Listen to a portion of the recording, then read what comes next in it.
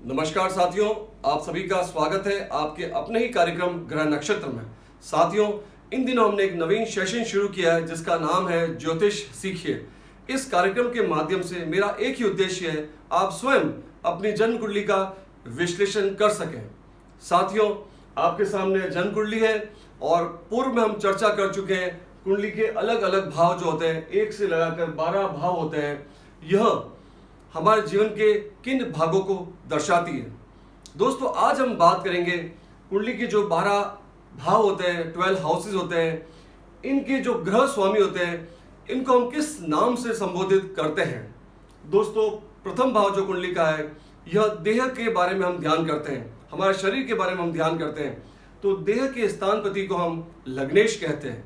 उसी प्रकार से कुंडली के जो द्वितीय भाव है, यह धन भाव होता है, तो धन भाव के स्थानपति को हम धनेश या द्वितीयेश के नाम से संबोधित करते हैं। इसी प्रकार से कुंडली का जो तृतीय भाव है, थर्ड हाउस है कुंडली का, यह भाई बहन और पराक्रम का होता है, तो इस स्थानपति को हम पराक्रमेश या तृतीयेश के नाम से संबोधित करते हैं। इसी प्रकार से कुंडली का जो चतुर्थ भाव है, केंद्र भाव है, यह माता, भूमि और सुख का होता है, तो इसे हम सुखेश के नाम से संबोधित करते हैं या चतुर्थेश के नाम से संबोधित करते हैं। इसी प्रकार से जो कुंडली का पंचम भाव है, वह विद्या और संतान का भाव होता है, तो इसे हम पंचमेश के नाम से संबोधित करते हैं। छठा भाव होता है शत्रु का व रोग का, तो छठे भाव के जो स्वामी बनते हैं उसे हम षष्ठेश के नाम से संबोधित करते हैं। इसी प्रकार से कुंडली का जो सप्तम भाव है, वह स्त्री और रोजगार का भाव होता है, तो सप्तम भाव के जो स्थानपति होते हैं उसे हम सप्तमेश के नाम से संबोधित करते हैं। इसी प्रकार से कुंडली का जो अष्टम भाव है, यह आयु का भाव होता है, तो इसे हम अष्टमेश के नाम से संबोधित करते हैं।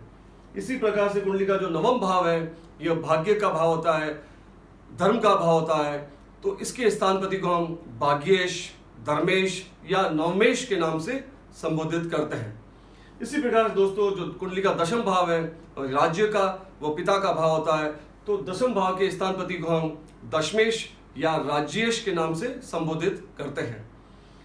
कुंडली का जो 11th हाउस है, यह लाभेश कहलाता है, तो लाभ के स्थानपति को हम लाभेश के नाम से संबोधित करते हैं। इसी प्रकार से जो कुंडली का 12th हाउस है, यह खर्च का भाव होता है, तो खर्च के जो स्थानपति है उसके हम नाम से संबोधित करते हैं, व्ययेश के नाम से हम 12th हाउस को संबोधित करते हैं। तो दोस्तों, आज हमने बात की कुंडली के जो 12 ही भाव होते हैं, इनके जो स्थान के ग्रहपति बनते हैं, किस नाम से हम संबोधित करते हैं, क्योंकि हमने चर्चा की। इसके साथ ही साथ आज हम बात करेंगे जो कुंडली में 9 ग्रह होते हैं, 9 प्लैनेट्स होते हैं, वह अलग अलग भाव में जन्म के हिसाब से वह स्थापित होते हैं।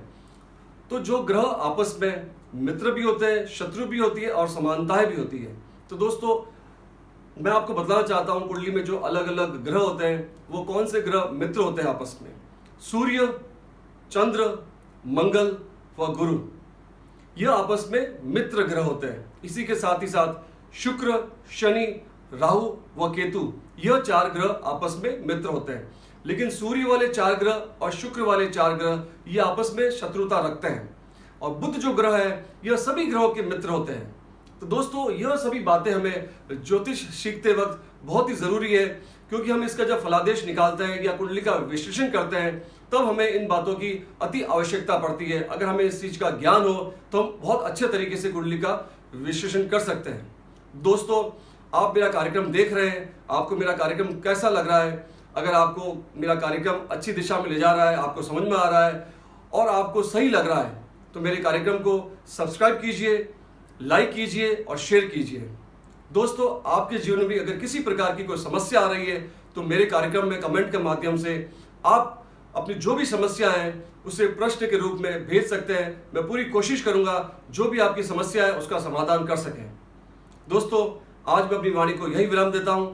आप लोग खुश रहिए, स्वस्थ रहिए। नमस्कार।